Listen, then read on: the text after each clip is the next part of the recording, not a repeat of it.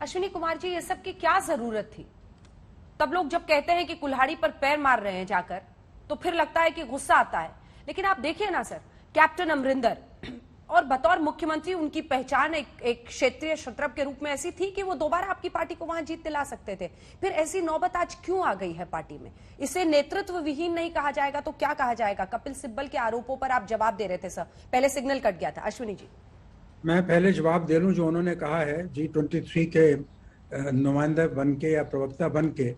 पहली बात तो मैं ये उनसे पूछना चाहता हूं कि जो लोग गांधी परिवार के ऊपर टिप्पणी कर रहे हैं और बापू और स्वतंत्रता संग्राम की दुहाई दे रहे हैं, उस लेगेसी की बात कर रहे हैं, क्या वो ये भूल गए कि इस परिवार का और स्वतंत्रता संग्राम और बापू का नाम एक दूसरे के साथ वाबस्ता है?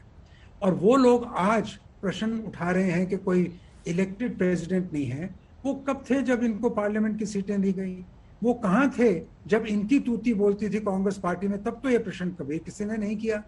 आज जब पार्टी पर संकट आ गया है, आज यकलक एक प्रेस कॉन्फ्रेंस बुला कर ये सारी बातें कही जा रही हैं। ये सारी बातें पहले खत के द्वारा लिखी गई, उसके बाद वर्किंग कमेटी में इसके बारे में चर्चा हुई। अगर कुछ टाइम हो गया है, इलेक्शन नहीं हुआ है, उसका कारण कोविड था, जो सबको मालूम है। सीधी सी बात है कि बड़ी बात कहने के लिए सिद्धांत की दलील जो लोग देते हैं, उनको ये जान लेना चाहिए कि पार्लियामेंट के चौबारों से सिद्धांत की दलील नहीं दी जाती। जो लोग संघर्ष करते हैं, जो सफर कर रहे हैं अपने विचारों के लिए, वो जब सिद्धांत की बात करें, वो जब यूनाइटेड पार्टी डेमोक्रेसी की बात करें तो समझ में आती है। कौन सी यूनाइटेड पार्टी डेमोक्रेसी नहीं, ये पंजाब की बात कर रहे हैं। मेरा पंजाब से ताल्लुक है।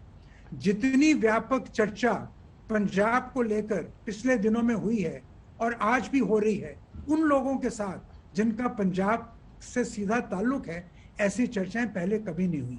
ये बात और है कि कभी कभी फैसले पूरी तरह से ठीक नहीं होते, उनको सुलटा लिया जाना चाहिए। मगर आज बड़ी बातें उन लोगों के मुंह से शोभा नहीं देती जिनको सिद्धांत का ABC भी मालूम नहीं राजनीति में। तो क्या आप सबकी कांग्रेस परस्ती पर शक कर रहे हैं? आप जिस पीढ़ी से हैं और कांग्रेस में जितना आपका योगदान रहा है, एक सवाल मैं आपसे और पूछूंगी, फिर मैं अन्य मेहमानों के पास जाऊंगी। अश्विनी जी, क्या आप कैप्टन अमरिंदर की भी कांग्रेस परस्ती पर शक कर रहे हैं? वो व्यक्ति आज वो अमित शाह से मिल रहे हैं सर, इस वक्त की तस्वीरें आ रही हैं, वो अमित शाह से मिल रहे हैं। ये नौबत क्यों आई? उनकी ये मुलाकात आपसे क्या कह रही है? आपको दुख हो रहा है बतौर कांग्रेसी? मैं एक ही बात जानता हूं कि कैप्टन अमरिंदर सिंह पंजाब के कदावर नेता हैं। उनका कांग्रेस पार्टी में बहुत योगदान रहा है। उनका अपना कद है, वो आहत हैं। आज अगर अमित शाह जी से मिल रहे हैं, क्या चर्चा होगी, किस लिए मिल रहे हैं, किस तरह की विजिट है, इसके बारे में मैं आज टिप्पणी नहीं कर सकता। पर मैं इतना बात आपको जरूर कहूंगा कि जो मेरी पहली टिप्पणी है और जो अमरिंदर सिंह जी के प्रति मैं टिप्पणी कर रहा हूं, उसमें बहुत अंतर है। मैं अमरिंदर सिंह जी के कद को स्वीकार करता हूं, मगर उन लोगों को या उन लोगों के इस अधिकार को कि वो गांधी परिवार की कार्यशैली पर टिप्पणी करें, तब जब इनकी तूती नहीं बोल रही, इससे यह साबित होता है कि सिद्धांत की बात तो कहीं दूर दूर से नहीं। आप इलेक्शन की बात करते हैं, वर्किंग कहा गया कि वर्किंग कमेटी की मीटिंग बुलाइए।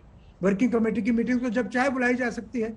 इन कई लोगों ने जो G23 के साथ ताल्लुक रखते थे, उन्होंने वर्किंग कमेटी में बार बार आके कहा कि जी हम तो कोई और प्रश्न चिन्ह उठा ही नहीं रहे। ये क्या, जब कोविड हो रहा है, इतनी चुनौतियां हैं, पार्टी इलेक्शन तो एक बहुत एक रूटीन बात है। आज नहीं हुई तो 6 महीने बाद हो जाएगी। कई बार पिछले इतिहास में हुआ है कि कांग्रेस में इंटरनल इलेक्शंस को किसी कारण से स्थगित किया गया है। पर एक बात समझ लीजिए, आज के दिन गांधी परिवार के नेतृत्व को वो तो चुनौती दे सकता है जिनका कद उनसे बड़ा है। वो चुनौती नहीं दे सकते जिन्होंने सब कुछ उनसे पाया है और उनसे पाने की आगे की उम्मीद कर रहे हैं।